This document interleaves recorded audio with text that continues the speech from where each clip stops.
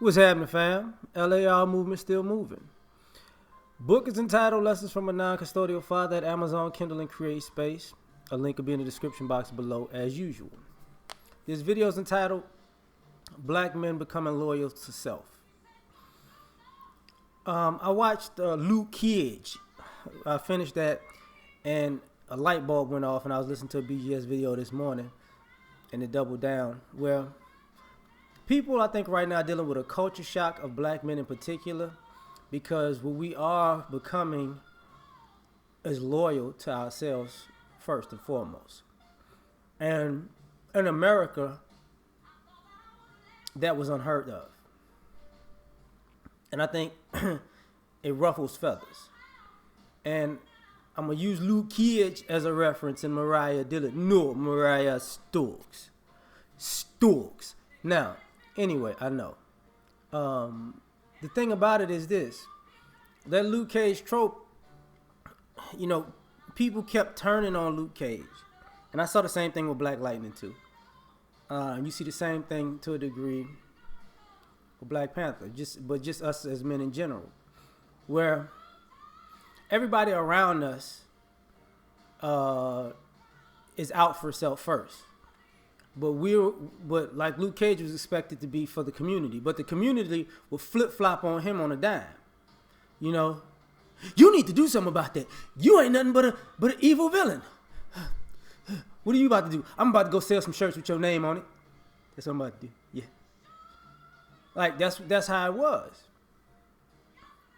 But everybody, but alongside everybody else being out for self first, that was acceptable for them. That was what they did. That was who they were. That was what they do. They were habitual line steppers, but it was okay. But when Luke got too close to the line, those very same people who were hypocrites, they were like, no, you can't do that. It's not right. And I thought about it like, you know what? This is what's going on in our society. Like, a lot of people are mad that we decided to be loyal to ourselves. Like when, you know, you can go back to Christopher Dorner if you want to. You know, I think that was the tipping point. You know, it was like, man, we didn't see that coming. I know you didn't see it coming. But I told coworkers previous to that, I said, it's about to start happening. They're like, how you know? And they were older school cats, so they didn't understand it.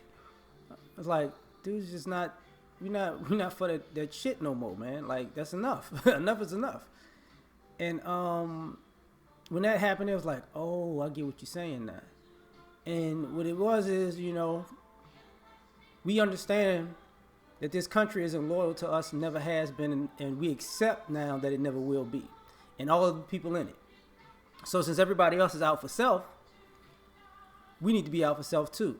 And I'm going somewhere with this. There was an interesting part in the Luke Cage thing when he was talking to this Italian chick, and he was sending her a message like mafia people would send messages, right? And it turned her on. But the irony of it was,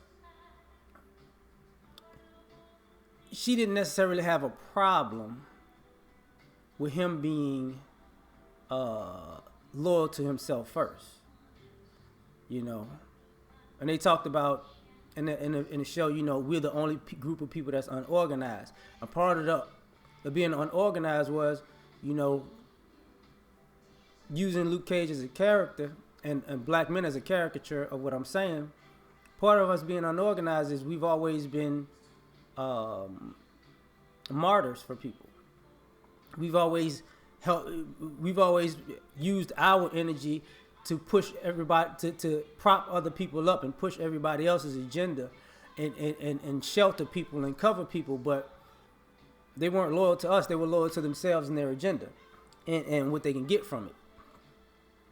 So and when Mariah had said it to Luke Cage in the thing, you know, you don't like me, but you know, I know you're gonna show up. And this is what I think this is becoming a culture shock, because now you're seeing less and less brothers show up for other people. You're on your own. You know, fast forward to the hold your nuts thing. You're on your own. And now when you're on your own, now it's like, it's a seismic shift in how things work. Because think about it, even in that show, and I was chilling with a friend of mine watching it yesterday.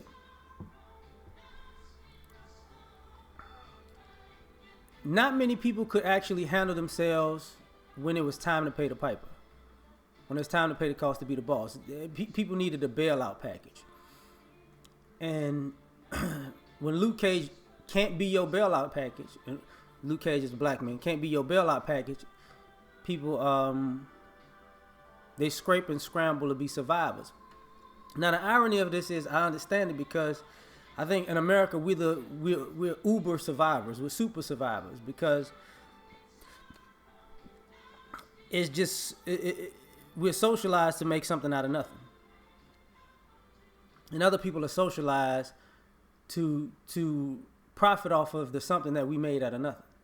So we don't see the value in it. They do because they're at a more comfortable space in society to be able to monetize our ingenuity.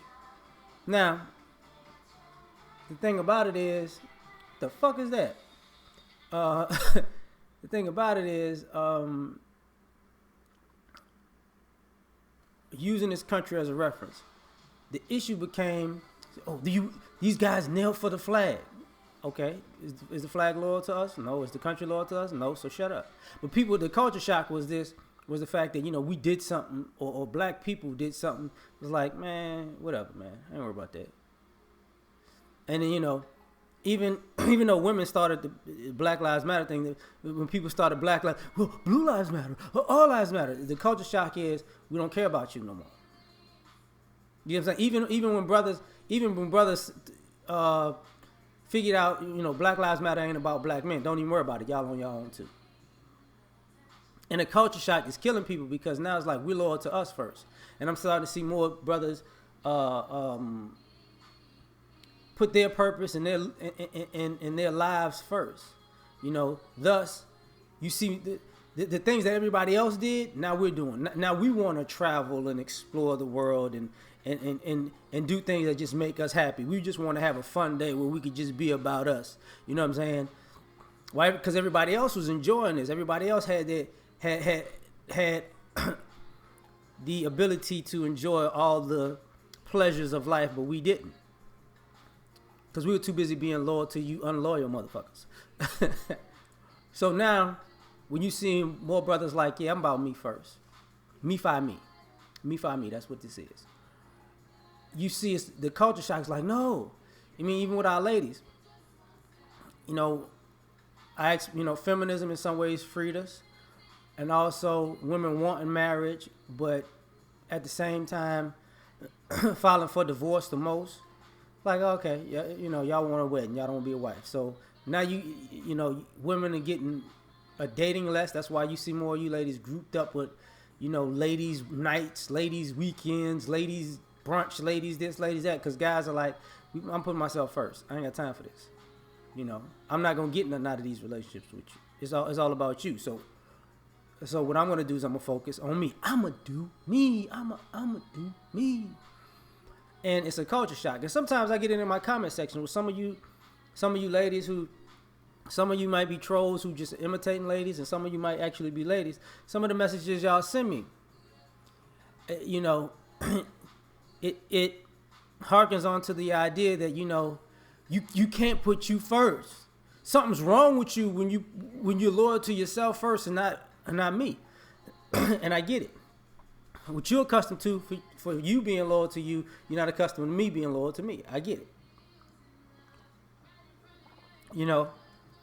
Whip appeal is over with. I'll pay your rent. I'll buy your clothes. Cook your dinner to you. See all that shit? And I think I'm being silly. I think this is something that's creating a bigger rift. Like for us, it's taking the weight off of our shoulders, and we're becoming anew. For other people, it's putting the weight onto their shoulders, and it's becoming a mental breakdown. You know, like black men, you know, we don't care about this country's economic collapse. You know, we wasn't in the system was like that. So what? Not our problem. You know what I'm saying? Like every time somebody, we're Americans, we need to stick together. You see, that's another brother. Like, yeah, okay, like being conservative, I can say it. You know, I'm a conservative for me first. You know what I'm saying? For black men first. Everybody else, cause I know y'all for y'all team. Ain't nothing wrong with that. I think we're late to the party as far as tribalism is concerned. You know, and now we gonna sit there and and people weren't asking the question. You know, we're out here thinking that, you know, we all work together. And I get those comments every now and then. But we're all one people. Shut your punk ass up. No, we not. I don't want to hear we are all one people no more. You proving to me that we're not. That's what it is. We not. So I can accept that we not now. And I'm going to be about me now. You do you. I'm going to do me. I'm going to get mine. You, in the words of a great philosopher, Riley, you going to pay what you owe. So, you know, I think it creates a problem because a lot of y'all are scared. And maybe rightfully so. Maybe you should be, because like Mariah Stokes, when you're not, when who you planned on to be there for you is not there for you no more, you're left to handle it on your own. And see, even in that show, that's where the breakdown was. You could see her mentally cracking when the